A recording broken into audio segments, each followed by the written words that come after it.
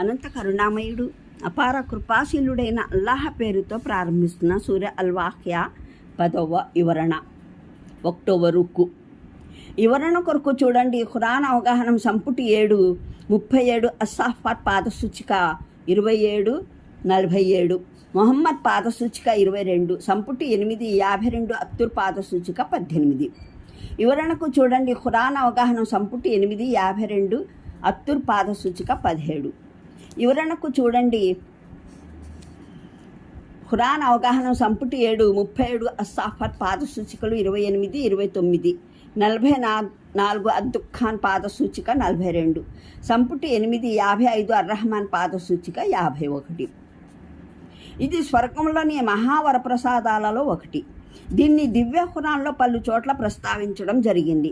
మానవుని వీణులు అక్కడ అసభ్య వచనాలు, మూర్ఖపు మాటలు, ఆబద్ధం, పరోక్ష నింద, అపనింద, చాడీలు, తిట్లు, బడాయి మాటలు, వ్యంగ్యోక్తులు, ఎగతాళి, వెట్కారం, ఎత్తుపొడుపులు ఇత్యాదివి వినకుండా సురక్షితంగా ఉంటాయి.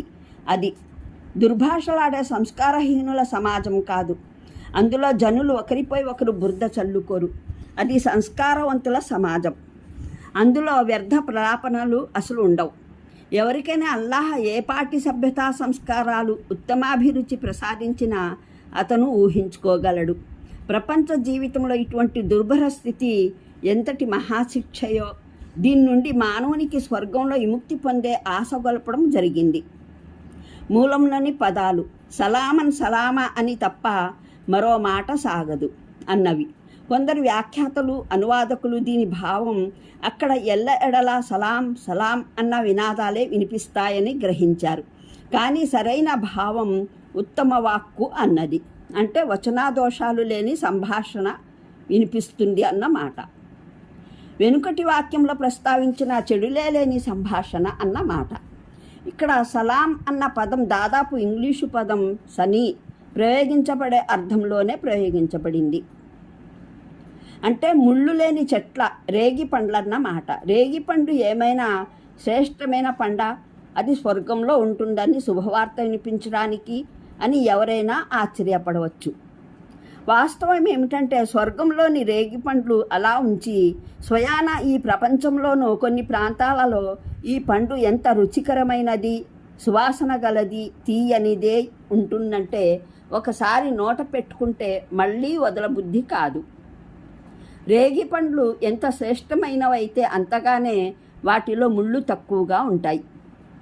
అందువల్ల స్వర్గపు రేగిపళ్ళ పరిచయంలో వాటి చెట్లకు అసలు ముళ్ళే ఉండవని చెప్పడం జరిగింది.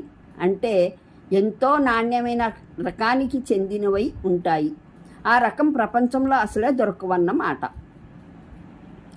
మూలంలో లా ముక్తు అతి వల ముమ్ను అతిన్ అన్న పదాలు ప్రయోగించబడ్డాయి.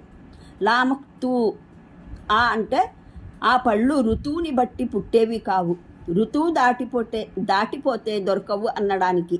వాటి పంట కూడా ఎన్నటికీ ఎడతెగనిది. ఒక తోట పళ్ళన్నీ కోసుకుంటే చాలా కాలం వరకు చెట్లు పండకుండా ఉంటాయనడానికి. అక్కడ ప్రతి పండు ప్రతి ఋతువులోనూ దొరుకుతుంది. ఎంతగా తిన్నా ముయ్యేదు, నిరంతరాయంగా పండుతూనే ఉంటుంది. లా ముమ్ను అని అంటే భావం ప్రపంచంలోని తోటల్లా అక్కడ ఎలాంటి అడ్డు అంటూ ఉండదు. పళ్ళు తెంచి తినడానికి ఏదీ అడ్డు రాదు.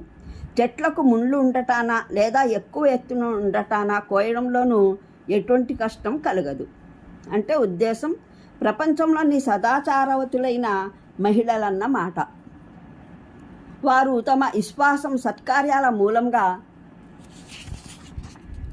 స్వర్గంలో ప్రవేశిస్తారు. అల్లాహ్ వీరినందరినీ యువతులుగా చేసి వేస్తాడు. వారు ఎంతగా ముసలివారై మరణించినా సరే ఎంతో అందమైన వారుగా తీర్చిదిద్దుతాడు. వారు ప్రపంచంలో అందంగా ఉన్నా లేకపోయినా వారిని కన్యలుగా చేసి వేస్తాడు. ప్రపంచంలో వారు కన్యలుగా మరణించినా, పిల్లాజల్లా గలవారుగా మరణించినా, వీరి భర్తలు సైతం వీరితో పాటు స్వర్గంలో ప్రవేశించినట్లయితే వారితో వారిని కలిపివేయడం జరుగుతుంది. లేకపోతే మరో స్వర్గవాసితో అల్లాహ్ వారి పెళ్లి చేయిస్తాడు. ఈ ఆయకు ఇదే వివరణను ప్రవక్త మహానీయులు అనేక హదీసుల్లో ప్రస్తావించారు. షిమాయిల్ తిర్మజీలోని ఉల్లేఖనం ప్రకారం ఒక వృద్ధ మహిళ ప్రవక్త శ్రీ సల్లల్లాహు అలైహి వసల్లంని నా కోసం స్వర్గం ప్రాప్తించేలా దువా చేయమని అభ్యర్థించింది. ఆయన సల్లల్లాహు అలైహి వసల్లం స్వర్గంలో ఏ ముసలిది ప్రవేశించదు అని అన్నారు. ఆమె ఏడుస్తూ తిరిగి వెళ్ళిపోయింది. ఆయన జనులకు తెలిపారు, ఆవిడకు తెలుపండి, ఆమె వృద్ధావస్థలో స్వర్గంలోకి ప్రవేశించదు. అల్లాహ్ వారిని మేము సరికొత్తగా పుట్టించి కన్యలుగా చేసి వేస్తాము అంటున్నాడు అని అన్నారు. ఇబ్ను అబీ హాతిం హజరత్ సల్మా బిన్ యజీద్ ఉల్లేఖనాన్ని ఒకదాన్ని ఉటంకించారు. నేను ఈ ఆయత్ వివరణగా ప్రవక్త శ్రీ సల్లల్లాహు అలైహి వసల్లం ఇలా చెప్పగా విన్నాను. దీని భావం ప్రపంచ స్త్రీలన్నది. వారు కన్యగా మరణించినా, పెళ్లి అయి మరణించినా. తబ్రానీలో హజరత్ ఉమ్ము సల్మా చెప్పిన ఒక దీర్ఘ ఉల్లేఖనం ఉంది. అందులో ఆమె ఖురాన్లో స్వర్గంలోని స్త్రీలను గురించి ప్రస్తావించిన విభిన్న విషయాల భావాన్ని ప్రవక్త శ్రీ సల్లల్లాహు అలైహి వసల్లంని అడుగుతారు. ఆ సందర్భంలో ప్రవక్త శ్రీ సల్లల్లాహు అలైహి వసల్లం ఈ ఆయత్ వివరణ చెబుతూ, ఈ స్త్రీలు ప్రపంచంలో మరణించిన వారు, పండు ముసలి, కళ్ళల్లో పుసి, తల వెంట్రుకలు తెల్లబారిన వారు. ఈ ముసలితనం తర్వాత అల్లాహ్ వారిని మళ్ళీ కన్యలుగా పుట్టిస్తాడు. హజరత్ ఉమ్ము సల్మా అడుగుతారు, ఒక స్త్రీకి ప్రపంచంలో అనేక మంది భర్తలు ఉన్నట్లయితే, అందరూ స్వర్గంలోనే ప్రవేశించినట్లయితే ఆమె వారిలో ఎవరికి దక్కుతుంది? ప్రవక్త శ్రీ సల్లల్లాహు అలైహి వసల్లం ఇలా సెలవిచ్చారు, ఆమెకు అధికారం ఇవ్వబడుతుంది. తాను కోరిన వారిని ఆమె ఎన్నుకోవచ్చు. ఆమె వారిలోకెల్లా ఉత్తమ గుణగుణాల వాడిని ఎన్నుకుంటుంది. ఆమె అల్లాహకు విన్నవించుకుంటుంది, ప్రభు, ఇతని నా నడవడి నా ఎడల అందరిలోకెల్లా ఉత్తమంగా ఉండేది, అందువల్ల నన్ను ఇతనికే భార్యగా చెయ్యి అని. ఉమ్ము సల్మా ఉత్తమ నైతికత ఇహపరలోకాలలోని సమస్త శుభాలను సమీకరించుకుంటుంది. మరిన్ని వివరాలకు చూడండి ఖురాన్ అవగాహనం సంపుటి 8, 55, అర్రహ్మాన్ పాదసూచిక 51. మూలంలో ప్రయోగించిన పదం ఉర్బా అన్నది. ఈ పదం అరబీ భాషలో స్త్రీలోని అత్యుత్తమ స్త్రీత్వ సద్గుణాలకు ప్రయోగించబడుతుంది. దీని భావం మరులుగొల్పే స్త్రీ, సద్గుణ రాశి, మధుర భాషిని, స్త్రీత్వ భావన దర్పిణి, భర్త పట్ల అనురాగమయ్యి భర్త చేతను ప్రాణప్రదంగా ప్రేమించబడే స్త్రీ.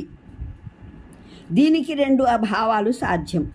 ఒకటి, ఆమె తన భర్తకు సమవయస్కురాలై ఉంటుంది. రెండవది, వారు పరస్పరం సమవయస్కురాండ్రై ఉంటారు. అంటే